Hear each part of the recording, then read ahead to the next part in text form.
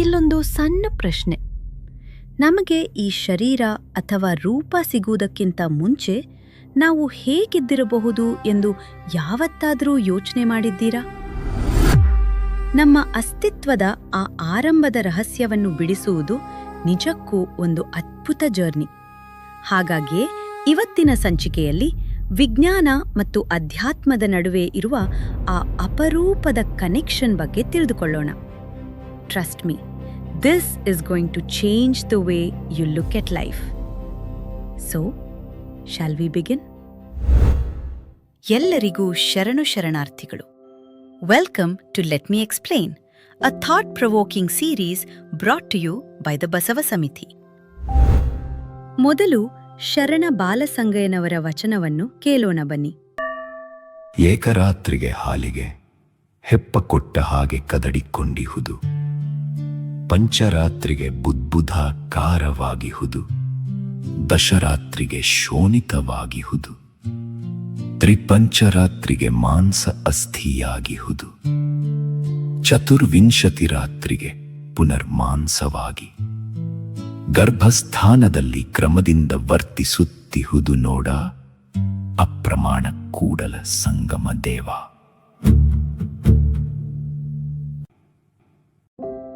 ಶರಣ ಬಾಲಸಂಗಯ್ಯನವರು ಈ ವಚನದಲ್ಲಿ ತಾಯಿಯ ಗರ್ಭದಲ್ಲಿ ಜೀವಿಯ ಬೆಳವಣಿಗೆ ಹೇಗೆ ಶುರುವಾಗುತ್ತದೆ ಎನ್ನುವುದನ್ನು ಹಂತ ಹಂತವಾಗಿ ವಿವರಿಸಿದ್ದಾರೆ.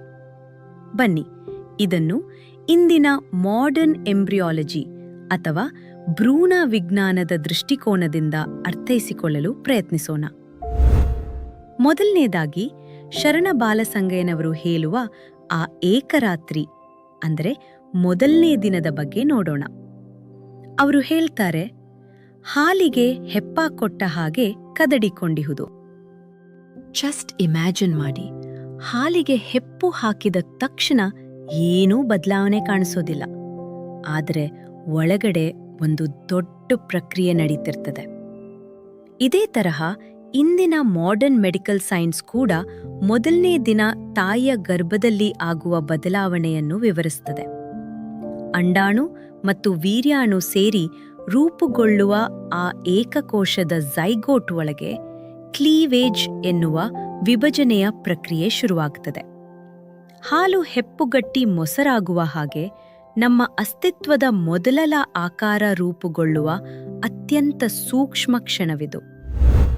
ಶರಣರು ಮುಂದುವರಿದು ಹೇಳುತ್ತಾರೆ, ದಶರಾತ್ರಿಗೆ ಶೋಣಿತವಾಗಿಹುದು ಎಂದು.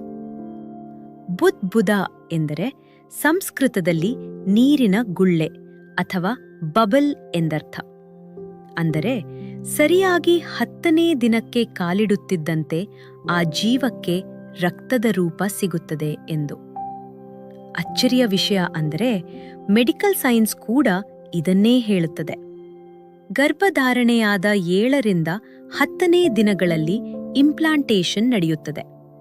ಭ್ರೂಣವು ತಾಯಿಯ ಗರ್ಭಕೋಶದ ಗೋಡೆಯನ್ನು ಆಸರೆ ಮಾಡಿಕೊಂಡು ತಾಯಿಯಿಂದ ಪೋಷಕಾಂಶ ಪಡೆಯಲು ಲ್ಯಾಕ್ಯುನೆ ಎನ್ನುವ ರಕ್ತದ ಸಣ್ಣ ಚಾನೆಲ್ಗಳನ್ನು ನಿರ್ಮಿಸಿಕೊಳ್ಳುತ್ತದೆ. ತಾಯಿಯ ರಕ್ತ ಮತ್ತು ಮಗುವಿನ ನಡುವೆ ಕನೆಕ್ಷನ್ ಏರ್ಪಡುವ ಬಹಳ ಸುಂದರವಾದ ಹಂತ ಇದು. ಮುಂದೆ ಬಾಲಸಂಗಯ್ಯನವರು ತ್ರಿಪಂಚರಾತ್ರಿಗೆ ಮಾಂಸ ಅಸ್ಥಿಯಾಗಿಹುದು ಎನ್ನುತ್ತಾರೆ. ಏನಿದರ ಅರ್ಥ?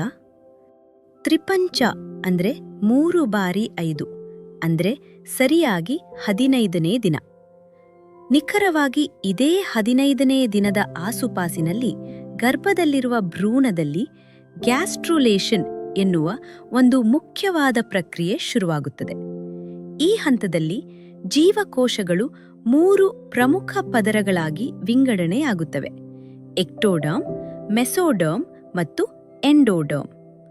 ಇದರಲ್ಲಿನ ಮಧ್ಯದ ಪದರ ಮೆಸೋಡರ್ಮ್ ಇದೆಯಲ್ಲ, ಇದೇ ಮುಂದೆ ನಮ್ಮ ಇಡೀ ದೇಹದ ಮಾಂಸ ಮತ್ತು ಮೂಳೆಗಳಾಗಿ ರೂಪಾಂತರಗೊಳ್ಳುವುದು.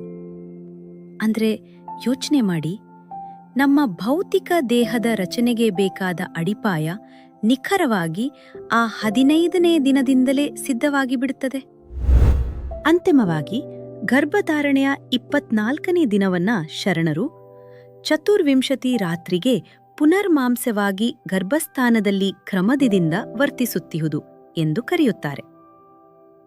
ಈ ಹಂತದಲ್ಲಿ ಭ್ರೂಣದಲ್ಲಿ ಅತ್ಯಂತ ಕ್ಷಿಪ್ರ ಬದಲಾವಣೆಗಳು ನಡೆಯುತ್ತವೆ. ಇಲ್ಲಿ ನರಮಂಡಲದ ರಚನೆಯಾಗಿ ಪುಟ್ಟ ಹೃದಯ ಮಿಡಿಯಲು ಶುರುವಾಗುತ್ತದೆ ಮತ್ತು ಕೈಕಾಲುಗಳ ಮೊಳಕೆ ಮೂಡುತ್ತದೆ. ಬರೀ ಜೀವಕೋಶಗಳ ಮುದ್ದೆಯಾಗಿದ್ದ ಭ್ರೂಣವು ಈಗ ಒಂದು ನಿರ್ದಿಷ್ಟ ಆಕಾರವನ್ನು ಪಡೆದು ಗರ್ಭದಲ್ಲಿ ಕ್ರಮಬದ್ಧವಾಗಿ ಬೆಳೆಯಲಾರಂಭಿಸುತ್ತದೆ. ವಾಹ್, ಎಷ್ಟು ಆಳವಾದ ಮತ್ತು ವಿಸ್ಮಯಕಾರಿಯಾದ ವರ್ಣನೆ ಅಲ್ಲವೇ? ನೋಡಿ, ಈ ಜರ್ನಿಯನ್ನು ಸೂಕ್ಷ್ಮವಾಗಿ ಗಮನಿಸಿದಾಗ ನಮಗೆ ಅರ್ಥವಾಗುತ್ತದೆ. ನಮ್ಮ ಶರೀರ ಅಂದರೆ ಕೇವಲ ಮಾಂಸದ ಮುದ್ದೆಯಲ್ಲ, ಮಾನವನ ಅಲ್ಪಬುದ್ಧಿಗೆ ಎಂದಿಗೂ ನಿಲುಕದ, ವಿಜ್ಞಾನದ ಎಲ್ಲ ತರ್ಕಗಳನ್ನೂ ಮೀರಿದ ಆ ಪ್ರಕೃತಿ ಪುರುಷರ, ಶಿವಶಕ್ತಿಯರ ಅಲೌಕಿಕ ಮಹಾಸಂಗಮವಿದು.